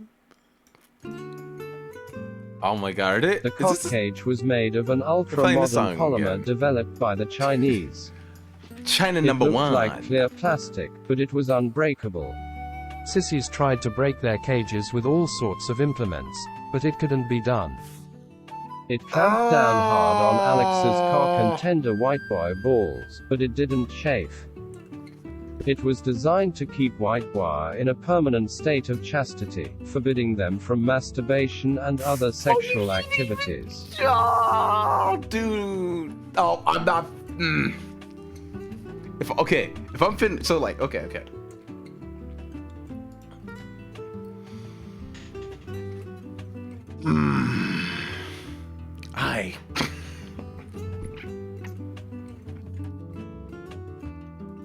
Give me a sec. Let me compose myself. Okay. We're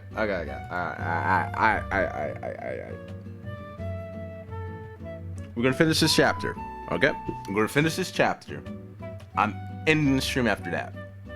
Like how I can leave the background music and all that.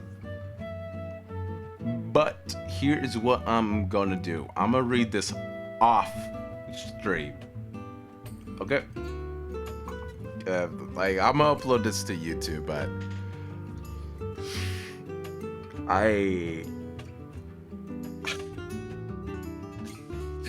it's not Black History. This is fucked up. Like it's not even like a power fantasy, right? Damn it! I should have just. Wow. God damn it! I felt betrayed. I felt really betrayed. Time to measure this little sissy clit. Oh my gosh. Yeah. How far are we? Oh my god. What the? Oh my god. Why is there's so much in this chapter? Sure, man. No, because like I did promise I will make a video on this, and I want to do something for Black History Month. And it's just gonna be me shitting on this book.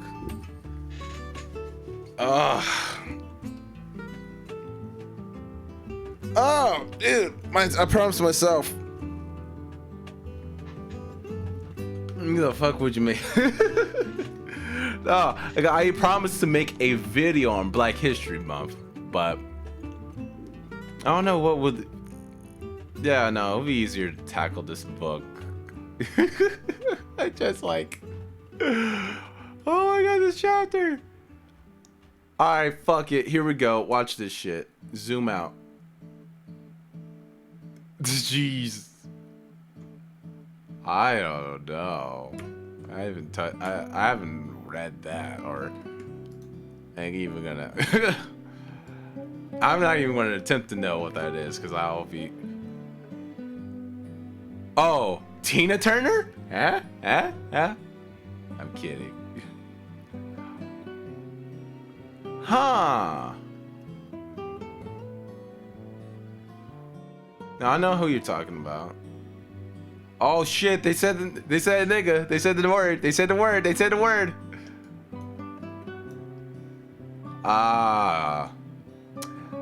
I don't know. This is pretty bad.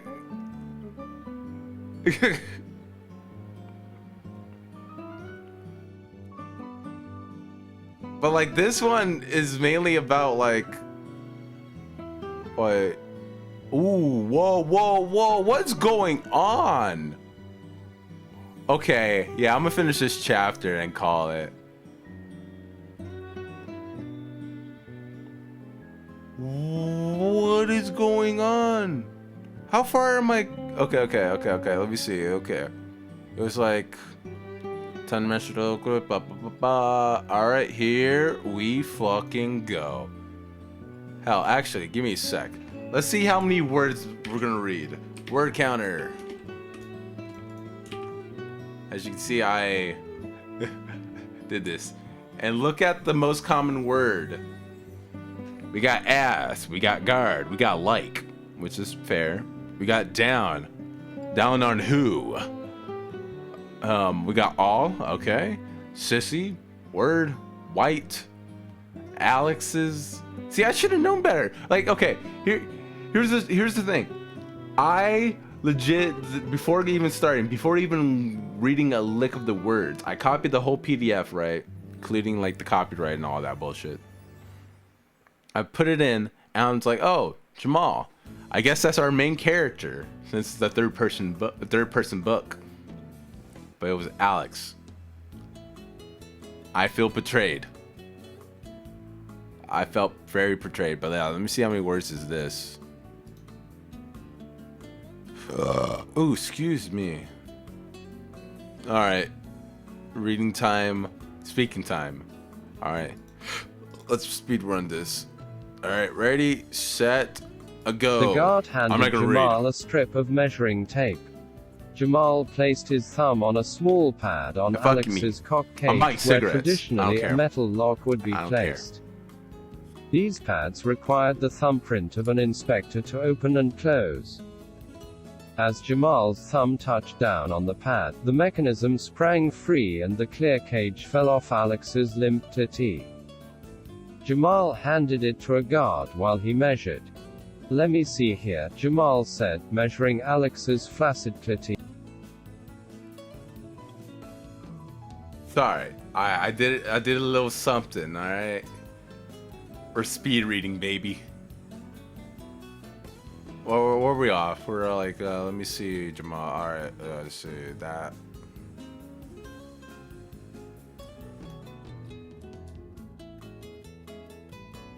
My gosh.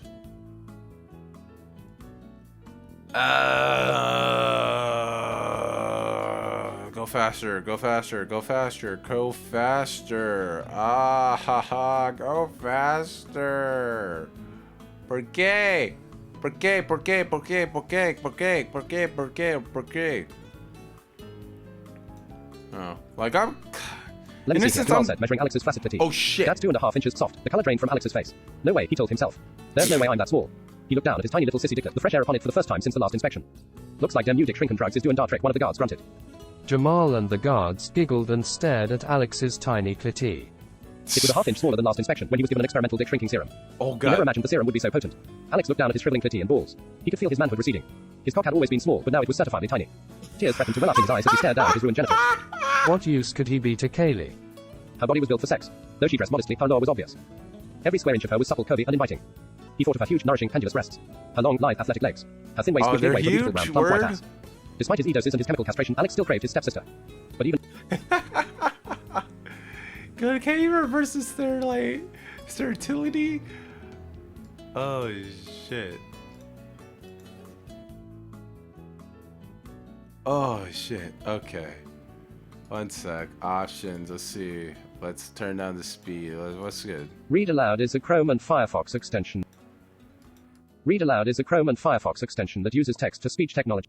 Alright, that's good enough. Ugh. Jesus Christ, dude. Yeah, let's finish this shit. But even if he reversed his sterility, could that limp little clit even perform? Would Kaylee feel anything? He'd never broached the subject of sex with her.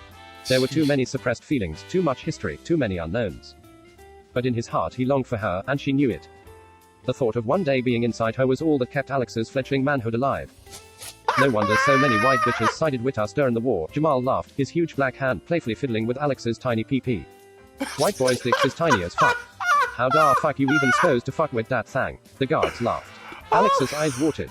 He stared forward, trying to look past it all.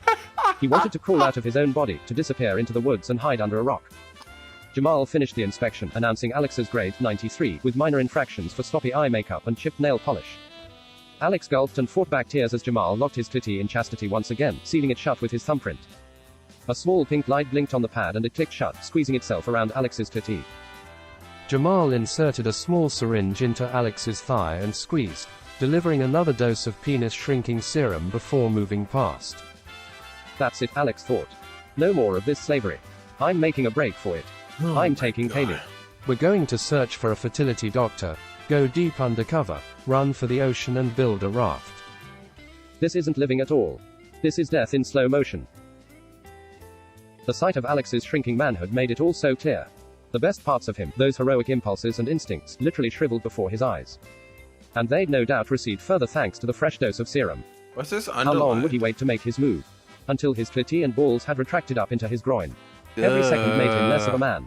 Every second made him more of a slave to his black masters. Alex balled up his fists. His knuckles white with rage, he glared at his captors as they examined Matty, the last sissy in the lineup. They're huge, but I can take them, he told himself. 2 machine guns just dangling there. Ripe for the picking. He stared at the guns, shiny and black and phallic, like dangerous black cocks ready to explode with fiery death. What? They hung on straps from the shoulders of the 2 shirtless giants. What? Alex studied the hefty automatic weapons. He examined the stock, the barrel, the trigger mechanism. In his mind, Alex envisioned his moves. Kaylee was up the mountain, hiding in the cabin. Oh my god. He'd have 10 minutes tops before reinforcements arrive. The minute the inspectors and guards' heart monitors flatlined, they'd send reinforcements from the nearest barracks. Alex would have to be quick. He'd have to be as deft as a ninja. Grab and shoot. He was hopelessly overpowered, a withering husk of a man against 3 alpha male New African studs. It was suicide. But guns were the equalizer. Chairman Mao, in the 20th century, history time. said that political power grows out of the barrel of a gun. Alex had read those words in an antique pre-war leaflet, and they rang through his head. They summoned all his defiance. His breath quickened. His mouth snarled. A couple sissies next to him noticed his tension, his fists balling into white-knuckled weapons. Their eyes filled with fear, as if to say, are you fucking crazy? Don't try it or we're all screwed. Oh my gosh.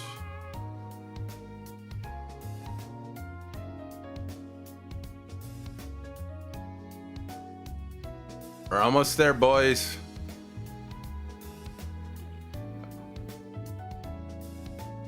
Oh, ooh. Wait, is this the one? Let's see that little white boy dick. Outwitted, Jamal commanded Matty, oblivious to Alex's designs. As the 3 captors took Matty's measurements, Alex looked for his chance. They teased and humiliated Matty's tiny white dick. They fondled it and laughed, and the mockery threw Alex over the edge. Yo. As one of the hulking guards leaned forward to tease his sissy captive, his machine gun dangled lazily off his shoulder. In a flash, Alex reached out and seized the high-tech machine gun from the stunned warrior. What the fuck, he growled. The 3 black masters turned to see Alex, eyes glaring with hatred, pointing the machine gun at the 3 of them. They stood helpless. Alex trained the sights at Jamal's head, glowering with a lifetime's worth of resentment. The sissies froze, their jaws gaping with disbelief. You fucking assholes killed my father. You took my stepmother. Time to fucking pay, Alex grunted, mustering every ounce of masculinity he had. Alex's hands trembled. He placed his index finger on the trigger. He heard the faint sound of the dog's growls, but the world faded as he stared into the eyes of Inspector Jamal, prepared to send him straight to hell. If Alex was going to go down, he'd go down fighting. He'd go down in a rampage of righteous violence, on the run with Kaylee until the very end. He took one last look at Jamal's face and, thinking of Kaylee, pulled the trigger with a satisfying click. And silence. Awful, gut-wrenching silence, broken by the hearty laughter of Jamal and his guards. Look out, y'all, we got a white boy action hero up in here, Jamal howled, slapping his knees. You trying to save dar day, white boy? You think you Captain Soul or something? The guards' gut-busting laughter taunted Alex, who stood puzzled before them. Did the gun jam? He pulled the trigger again. And again. And again. He looked all over, trying to locate a safety on the newfangled gun, to no avail.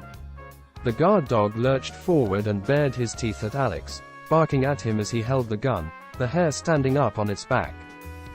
Alex turned and, in a panic, tried to shoot the ferocious dog, which sent the 3 black masters howling in a fresh wave of hysterical laughter. Gimme that, white boy, one of the warrior guards said.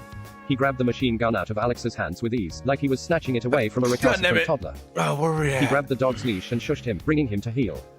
Peep that shit, Inspector Jamal said. He pointed to the lettering along the side of the gun, a string of holographic Chinese characters. Da Chinks made this gun for da new African army, white boy. This thing right here, Jamal said, pointing to a tiny box on the side of the gun. Oh no. This reads yo, mu fucking biochemistry. If you ain't black, this gun ain't gone. Fire for you, bitch. We got des pieces made custom. Jamal smiled. His gold and platinum caps twinkled in the dusk. The sun was almost gone between the western mountains. Alex was petrified. His blood ran cold. He felt the angry stares of his fellow villagers on his back. What could he say? You can't just apologize for trying to kill a man and his 2 guards. It was my idea, and mine alone, Alex said. He watched as the wheels turned in Jamal's mind. Jamal grinned, looking up at his enormous henchman. The white boys' lives were in Jamal's hands, and he relished it. What sort of man was Jamal? Cruel and pitiless. A born killer. He basked in the suspense, and every white boy readied himself to make a run for the forest. Alright, here we go. Oh, cool. I get to read this part. Alright. Wanna know something, white boy? Jamal said. It's my motherfucking birthday today. You caught a nigga on his motherfucking birthday. Jamal's hilarious. Oh my gosh. Alex gulped. He had no idea what Jamal was getting at. Now say I wanna punish yo ass. Say I wanna shoot up da place, Jamal said, grabbing one of the machine guns and pointing it at Alex's temple. Say I wanna put you in da fucking ground. Alex's knees threatened to buckle. Then I'm gon' have to write all that shit up. Paperwork. All kinds of fucking paperwork, Jamal said, dropping the barrel back toward the dirt. And it's my birthday.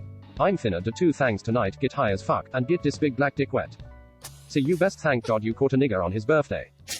Is that crystal fucking clear? Why yes, King, Alex quivered. Jamal smiled. His towering guards blended into the darkness as the sunset gave way to dusk. Their eyes, their smiles, and the bright tribal body paint seemed to hover, disembodied, in the air. Now get yo, lil white ass outta here, before I change my goddamn mind, Jamal demanded. Shell-shocked but grateful for his good fortune, Alex turned to rejoin the lineup. As he passed the 2 guards, he noticed every white boy's face scowling at him for putting them in danger. Typical Alex, playing the hero, trying to fight an unwinnable war, getting in over his head. His vendetta and his grandiosity had almost gotten him all killed.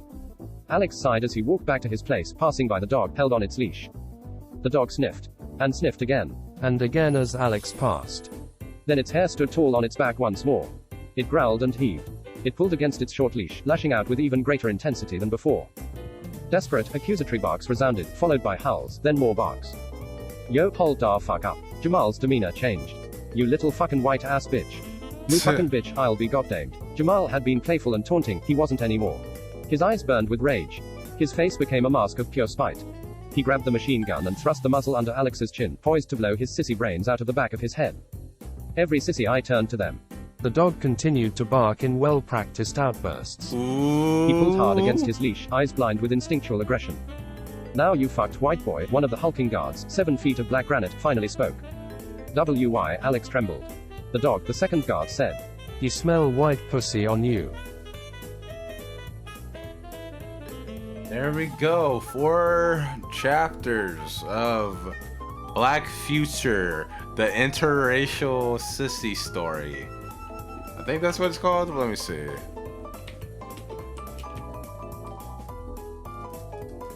Yeah, I was right.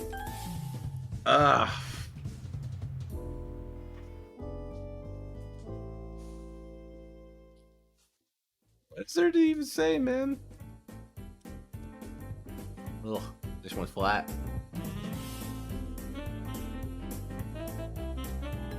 Oh man. Cheers. But yeah, either read this by myself or, ugh, another time. I don't fucking know, man. I don't even know anymore, dude. That was a good story, though. What a twist. The dog smelled the white pussy on him. Can't fuck with that. Can't fuck with that. Can't fuck with that. Can I get an amen? Can I get an amen? Oh no, it's actually white pussy that they smelt. That's the Lord. See, I'm paying attention. Kaylee's the the one with the big titties. I paid attention. I like her. Like my favorite. But yeah, let's listen to that clip again. Ugh. Oh my god, I'm so done with this shit. Rap songs. Here we go. Sing it, Black boy. up all them bitches. Fuck that bitch's face. Fill that bitch's belly with that master race. That's so good. Ah, shit. Oh. Rap songs. Here we go. Sing it, Black boy. up all them bitches. Fuck that bitch's face. Fill that bitch's belly with that master race. Oh, I got rich with teeth. Oh shit. What? Ah, fuck it. Why not? You're taking the piss. No one eats a banana like that.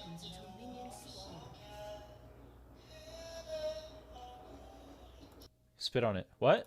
Jesus Christ. Get it together, guys. That's disgusting. I think Dorn's ring is really good here.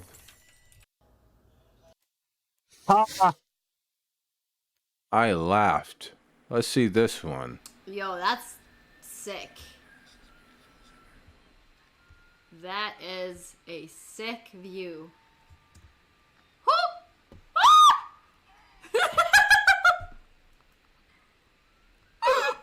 That does happen to me too. Any Hoosiers, meat's gonna call it. Like, unless, let me see how much we got. We got like, how many words? So if I copy this, do do do do do do do do do do do do do do do. Holy shit! Come on.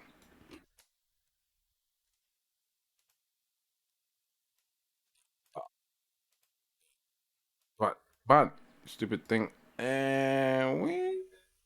Oh. So what's that? One chapter.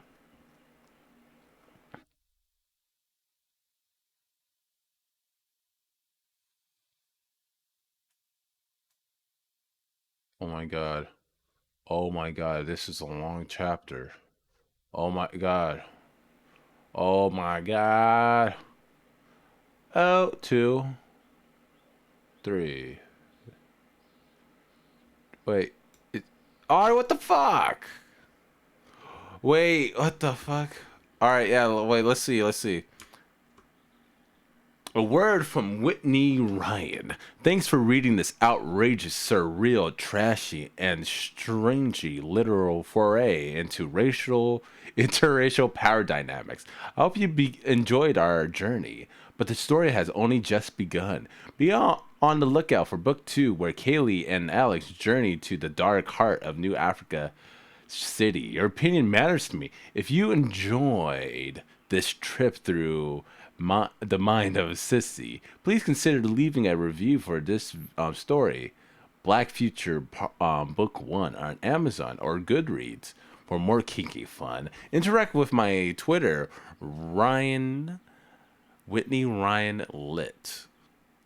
Account suspended. Ooh, the plot thickens.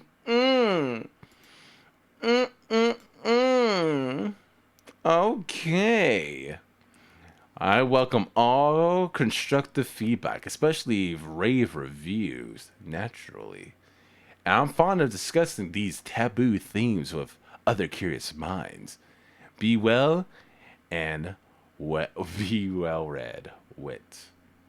Yeah. Table contents. Sissified by her thug, an interracial bisexual cuckold story. Pump by the bodybuilding thugs. An interracial sissy story. So I don't get it. I mean, then again, I'm a straight black male in America and a Cali boy. I'm a Cali boy, yeah. So I don't get it.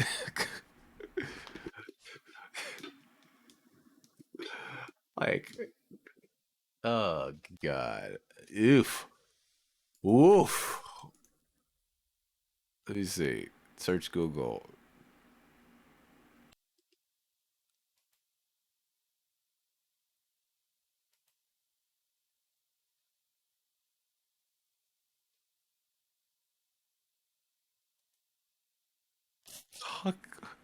What? Likes? No? Okay. Oh, man. Nah, that's not her. I doubt they put like fucking stories out there, right? We only got 4 results. I just want to see their old tweets.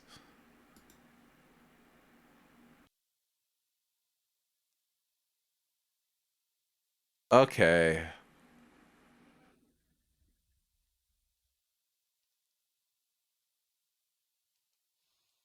Any Hoosers. Yeah. I'ma call it. Ugh. Finish this beer. Grab me. Shit. I want a pack of cigarettes. No lie. No lie. I might. Yeah, alright. But yeah, y'all take it easy.